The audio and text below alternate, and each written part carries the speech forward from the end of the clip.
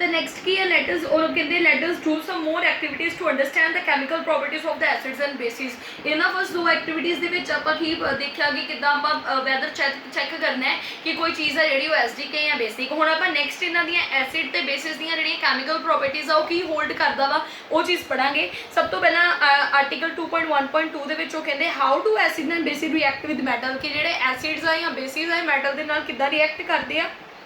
2.3 activity ਦੇ ਵਿੱਚ ਆਪਾਂ ਪੜਾਂਗੇ। ਉਹ ਕਹਿੰਦੇ इस एक्टिविटी ਨੂੰ टीचर रेजिस्टेंस ਦੀ बहुत ਲੋੜ ਹੈ, so please be in precaution अपने घर ਦੇ ਵਿੱਚ ਨਾ यूज़ करियो ਇਹਨੂੰ। ਉਹ ਕਹਿੰਦੇ ਲੈਟ ਸੈਟ द अपरेटस, ਉਹ ਕਹਿੰਦੇ अपरेटस ਜਿਹੜਾ ਨੀਚੇ ਉਹਨਾਂ ਨੇ ਦਿੱਤਾ ਹੋਇਆ ਨਾ फिगर 2.1 ਵਿੱਚ ਚੈੱਕ ਕਰੋ ਆਪਣੀ एनसीईआरटी बुक ਦੇ ਉੱਪਰ। ਉਹ ਕਹਿੰਦੇ reaction of the zinc granules the reaction ਜਦੋਂ ਆਪਾਂ ਡਿਲੂਟ ਸਲਫਿਊਰਿਕ ਐਸਿਡ ਦੇ ਨਾਲ ਕਰਾਈ ਤਾਂ ਹਾਈਡਰੋਜਨ ਗੈਸ ਹੈ ਜਿਹੜੀ ਉਹ ਜਦੋਂ ਬਰਨ ਹੋਈ ਉਹਨੂੰ ਆਪਾਂ ਚੈੱਕ ਕਰਨਾ ਕਿ ਵੈਦਰ ਜਿਹੜੀ ਚੀਜ਼ ਹੈ ਉਹ ਕੀ ਹੈ, ਹਾਈਡਰੋਜਨ ਆ ਜਿਹੜੀ ਉਹ ਕਿੱਦਾਂ ਵਾ। ਠੀਕ ਹੈ, ਤਾਂ ਆਪਾਂ ਕੀ ਹੈ ਉਹ ਕਹਿੰਦੇ 5 ml ਡਿਲੂਟ ਸਲਫਿਊਰਿਕ ਐਸਿਡ ਲੈ ਲਓ ਟੈਸਟ ਟਿਊਬ ਦੇ ਵਿੱਚ। ਠੀਕ ਹੈ, ਤੇ ਉਹਦੇ ਵਿੱਚ ਫਿਊ ਜਿਹੜੇ ਆ जिंक ग्रेन्यूल्स ਪਾ ਦਿਓ। ਉਹ ਕਹਿੰਦੇ ਅਬਜ਼ਰਵ ਕੀ ਕੀਤਾ ਤੁਸੀਂ जिंक ग्रेन्यूल्स ਦੇ ਉੱਪਰ ਕੀ ਅਬਜ਼ਰਵ ਕਰਦੇ ਹੋ, ਕਹਿੰਦੇ ਬਬਲਸ ਆਫ ਗੈਸ ਜਿਹੜੀਆਂ ਉਹਦੇ ਉੱਪਰ ਮਤਲਬ ਗੈਸ ਦੀਆਂ ਜਿਹੜੀਆਂ ਛੋਟੇ ਛੋਟੇ ਬੁਲਬਲੇ ਆ ਜਿਹੜੇ ਉਹ ਬਣ ਰਹੇ ਆ। ਠੀਕ ਹੈ, ਉਸ ਤੋਂ ਬਾਅਦ ਉਹ ਕਹਿੰਦੇ कि what was the gas being evolved in the through the soap solution।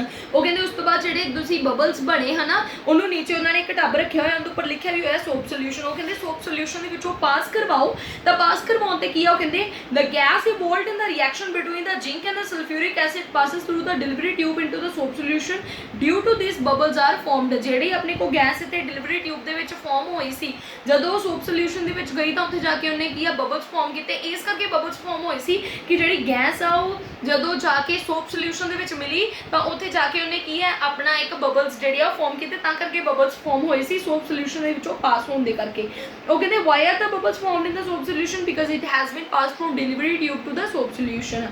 ਉਹ ਕਹਿੰਦੇ ਬਰਨਿੰਗ ਕੈਂਡਲ ਲੈ ਲਓ, take a burning candle near the gas filled with bubbles, ਜਿਹੜੇ ਗੈਸ ਬਬਲਸ ਦੇ ਨਾਲ ਫਿਲਡ ਹੋ ਚੁੱਕੀ ਆ। ਠੀਕ ਆ, ਉਹਨੂੰ ਬਰਨਿੰਗ ਕੈਂਡਲ ਉਹਨਾਂ ਦੇ ਬਬਲਸ ਦੇ ਨੇੜੇ ਲੈ ਕੇ ਜਾਓ ਤਾਂ ਦੇਖੋਗੇ ਕਿ ਜਿਹੜੇ ਉਹ ਬਬਲਸ ਫਾਰਮ ਹੋਏ ਬੁਲਬੁਲੇ ਜਿਹੜੇ ਬਣੇ ਆ ਹੈ ਨਾ, that gas is burning with a pop sound. And why this gas is just burning with a pop sound, this is because the hydrogen gas holds the property that whenever any gas passes from the delivery tube from soap solution to the free stage and it burns with a pop sound, it means it is hydrogen gas। ਜਦੋਂ ਕੋਈ gas ਹੈ ਜਿਹੜੀ ਉਹ pop sound ਦੇ ਨਾਲ produce ਹੋ ਰਹੀ ਹੈ ਇਹਦਾ ਮਤਲਬ ਕੀ ਹੈ ਕਿ ਉਹ ਜਿਹੜੀ ਗੈਸ ਆ ਉਹ ਕਿਹੜੀ ਹੈ, ਹਾਈਡਰੋਜਨ ਗੈਸ। ਕਿਹੜੀ ਗੈਸ ਹੈ ਉਹ, ਹਾਈਡਰੋਜਨ ਗੈਸ। ਉਸ ਤੋਂ ਬਾਅਦ ਆਪਾਂ ਪਤਾ ਤਾਂ ਹੀ ਕਰਨਾ ਸੀਗਾ ਕਿ ਜਿਹੜੇ ਐਸਿਡਸ ਆ ਮੈਟਲ ਦੇ ਨਾਲ ਰਿਐਕਟ ਕਿੱਦਾਂ ਕਰਦੇ, ਪਰ ਇਹਦੇ ਵਿੱਚ ਤਾਂ ਆਪਾਂ ਨੂੰ ਹੋਰ ਕੁਝ ਪਤਾ ਲੱਗਾ ਨਾ, ਪਰ ਪਤਾ ਅਸਲ ਦੇ ਵਿੱਚ ਐਕਟੀਵਿਟੀ ਦੇ ਵਿੱਚ ਇਹੀ ਲੱਗਾ ਵਾ ਕਿ ਜਿੰਕ ਗ੍ਰੈਨਿਊਲਸ ਨੂੰ ਜਦੋਂ ਆਪਾਂ ਕਿਸੇ ਵੀ ਐਸਿਡ ਦੇ ਉਹਦੇ ਵਿੱਚ ਐਸਿਡ ਪਾਇਆ ਤਾਂ ਬਬਲਸ ਫਾਰਮ ਹੋਏ। ਤਾਂ ਕੀ ਆਪਣੇ ਕੋਲ ਫਾਰਮ ਹੋ ਰਿਹਾ ਸੀ ਐਸਿਡ ਨੂੰ ਜਦੋਂ ਆਪਾਂ ਮੈਟਲ ਦੇ ਨਾਲ ਰਿਐਕਟ ਕਰਾਇਆ ਤਾਂ ਆਪਣੇ ਕੋਲ ਦੋ ਚੀਜ਼ਾਂ ਫਾਰਮ ਹੋਈਆਂ, ਇੱਕ ਸਾਲਟ ਤੇ ਦੂਜੀ ਹਾਈਡਰੋਜਨ ਗੈਸ।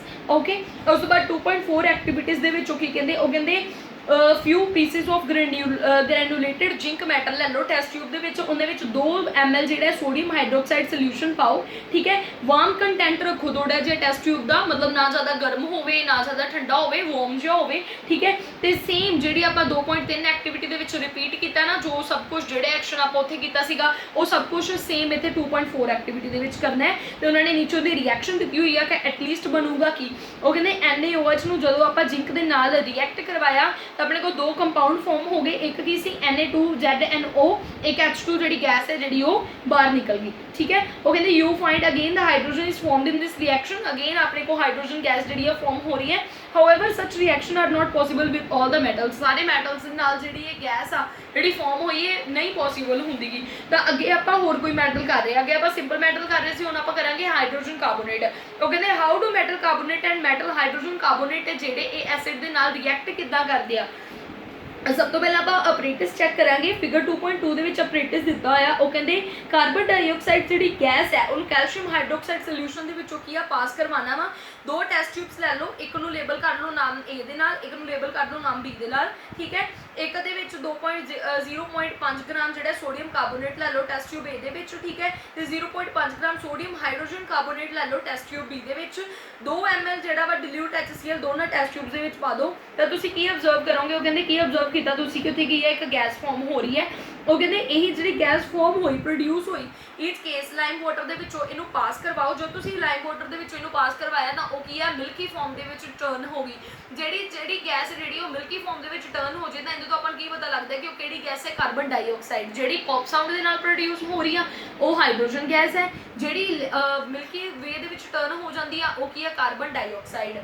ਉਸ ਤੋਂ ਬਾਅਦ ਉਹ ਕਹਿੰਦੇ ਜਦੋਂ ਮੈਟਲ ਕਾਰਬੋਨੇਟ ਨੂੰ ਆਪਾਂ ਮੈਟਲ ਹਾਈਡਰੋਜਨ ਕਾਰਬੋਨੇਟ ਤੇ ਐਸਿਡ ਦੇ ਨਾਲ ਰਿਐਕਟ ਕਰਵਾਇਆ ਤਾਂ ਆਪਣੇ ਕੋਲ ਤਿੰਨ ਚੀਜ਼ਾਂ ਬਣੀਆਂ। ਪਹਿਲੀ ਕੀ ਸੀ, ਸਾਲਟ, ਦੂਜੀ ਕਾਰਬਨ ਡਾਈਆਕਸਾਈਡ ਤੇ ਤੀਜੀ ਵਾਟਰ। ਪਹਿਲੀ ਸਾਲਟ, ਦੂਜੀ ਕਾਰਬਨ ਡਾਈਆਕਸਾਈਡ ਤੇ ਤੀਜੀ ਵਾਟਰ। ਇਹ ਜਿਹੜੇ ਕੁਐਸਚਨਸ ਆ ਛੋਟੇ ਛੋਟੇ ਕਿ ਜਦੋਂ ਆਪਾਂ ਅੱਜ ਮੈਟਲ ਨੂੰ ਮੈਟਲ ਹਾਈਡਰੋਜਨ ਕਾਰਬੋਨੇਟ ਨੂੰ ਜਾਂ ਮੈਟਲ ਕਾਰਬੋਨੇਟ ਨੂੰ ਜਾਂ ਕਿਸੇ ਹੋਰ ਚੀਜ਼ ਨੂੰ ਐਸਿਡ ਦੇ ਨਾਲ ਜਾਂ ਬੇਸਿਕ ਦੇ ਨਾਲ ਰਿਐਕਟ ਕਰਵਾਉਣਾ ਤਾਂ ਆਪਣੇ ਕੋਲ ਕੀ ਬਣਦਾ ਹੈ, ਇੱਕ ਇੱਕ ਨੰਬਰ ਦੇ ਵਿੱਚ ਬੋਰਡ ਦੇ ਵਿੱਚ ਕੁਐਸਚਨਸ ਜ਼ਰੂਰ ਆਉਂਦੇ ਆ।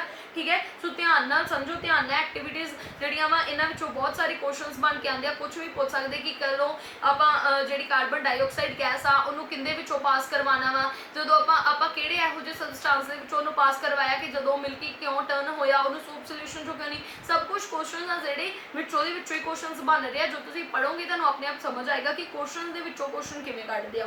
ਠੀਕ ਹੈ, ਉਸ ਤੋਂ ਬਾਅਦ 2.1.4 ਆਰਟੀਕਲ ਦੇ ਵਿੱਚੋਂ ਕਹਿੰਦੇ how do acids and basis react with each other. Acids and basis how do ਦੇ react with each other. Take about 2 ml of dilute NaOH solution in a test tube and add a few drops of phenolphthalein solution to it. First of all, we see what is the color of the solution. The solution color is pink. Okay, and whenever we add dilute HCl solution to the above solution drop by drop, add HCl solution to it. Is there any color change of the reaction mixture? Yes, there is a color change, and what the color, it gradually becomes colorless. ਪਹਿਲਾਂ pink colour ਦੇ ਵਿੱਚ ਸੀ, ਜਦੋਂ ਤੁਸੀਂ ਉਹਦੇ ਵਿੱਚ drop ਬਾਈ drop HCl solution ਪਾਇਆ ਤਾਂ ਹੌਲੀ ਜਿਹਾ ਕੀ ਹੋ ਗਿਆ, ਕਲਰਲੈਸ ਹੋ ਗਿਆ। ਠੀਕ ਹੈ, ਉਹ ਕਹਿੰਦੇ why did the color of phenolphthalein change after the addition of an acid। ਉਹ ਕਹਿੰਦੇ ਜਦੋਂ ਆਪਾਂ phenolphthalein ਦਾ ਜਿਹੜਾ ਮਤਲਬ ਉਹਦੇ ਵਿੱਚ ਪਾਇਆ ਤਾਂ ਉਹਦਾ ਜਿਹੜਾ ਕਲਰ ਹੈ ਉਹ ਚੇਂਜ ਕਿਉਂ ਹੋਗਾ, ਕਿਉਂਕਿ ਜਿਹੜਾ ਐਸਿਡ ਹੈ ਉਹਨੇ ਨਿਊਲੀਫਾਈ ਕਰਤਾ ਬੇਸਿਕ ਦੇ ਇਫੈਕਟ ਨੂੰ। ਬੇਸ ਜਿਹੜਾ ਵਾ ਉਹਨੂੰ ਐਸਿਡ ਨੇ ਜਿਹੜਾ ਬੇਸ ਦਾ ਅਸਰ ਆ ਉਹ ਕੱਟਤਾ, ਇਸ ਕਰਕੇ ਉਹਦਾ ਕਲਰ ਹੈ ਜਿਹੜਾ ਉਹ ਐਡੀਸ਼ਨ ਮਤਲਬ ਐਸਿਡ ਜਿਹੜਾ ਵਾ ਉਹ ਚੇਂਜ ਹੋ ਗਿਆ। ਉਹ ਕਹਿੰਦੇ now add a few drop of NaOH to above mixture. ਜਿਹੜਾ ਉੱਪਰ ਆਪਾਂ ਮਿਕਸਚਰ ਬਣਾਇਆ ਇਹਦੇ ਵਿੱਚ NaOH ਪਾਓ। ਠੀਕ ਹੈ, ਉਹ ਕਹਿੰਦੇ ਜਿਹੜਾ ਪਿੰਕ ਕਲਰ ਆਫ phenolphthalein ਦਾ ਰੀਅਪੀਅਰ ਹੋਇਆ, ਯੈਸ ਉਹ ਰੀਅਪੀਅਰ ਦੁਬਾਰਾ ਤੋਂ ਫਿਰ ਹੋ ਜਾਏਗਾ। Why do you think this has been happened, ਕਿਉਂ ਹੋਇਆ, ਕਿਉਂਕਿ ਬਾਈ adding NaOH the solution again becomes basic। ਉਹ ਪਹਿਲਾਂ ਵੀ ਬੇਸਿਕ ਸੀ, ਜਦੋਂ ਉਹਦੇ ਵਿੱਚ ਆਪਾਂ ਕੁਝ ਐਸਿਡਿਕ ਪਾਇਆ ਤਾਂ ਉਹਨੇ ਇੱਕ ਦੂਜੇ ਦਾ ਅਸਰ ਕੀ ਹੈ ਕੱਟਦਾ। ਜਦੋਂ ਆਪਾਂ ਉਹਦੇ ਵਿੱਚ NaOH ਦੁਬਾਰਾ ਤੋਂ ਪਾਤਾ ਤਾਂ ਉਹ ਕੀ ਹੈ ਬੇਸਿਕ ਫਾਰਮ ਦੇ ਵਿੱਚ ਫਿਰ ਤੋਂ ਟਰਨ ਹੋ ਗਿਆ। ਹੁਣ ਇਹਦੇ ਵਿੱਚ ਆਪਣੇ ਕੋਲ ਕੁਐਸਚਨ ਆ ਰਿਹਾ ਵਾ, ਆਪਾਂ ਪੜ੍ਹਨਾ ਸੀਗਾ ਕਿ ਐਸਿਡ ਬੇਸ ਆ ਜਿਹੜੇ ਇੱਕ ਦੂਜੇ ਨਾਲ ਕਿਵੇਂ ਰਿਐਕਟ ਕਰਦੇ ਆ। ਜਦੋਂ ਐਸਿਡ ਤੇ ਬੇਸ ਦੋਵੇਂ ਇੱਕ ਦੂਜੇ ਨਾਲ ਰਿਐਕਟ ਕਰਦੇ ਆ ਤਾਂ ਆਪਣੇ ਕੋਲ ਦੋ ਚੀਜ਼ਾਂ ਬਣਦੀਆਂ ਵਾ, ਇੱਕ ਹੁੰਦੀ ਹੈ ਸਾਲਟ, ਇੱਕ ਹੁੰਦਾ ਵਾ ਵਾਟਰ।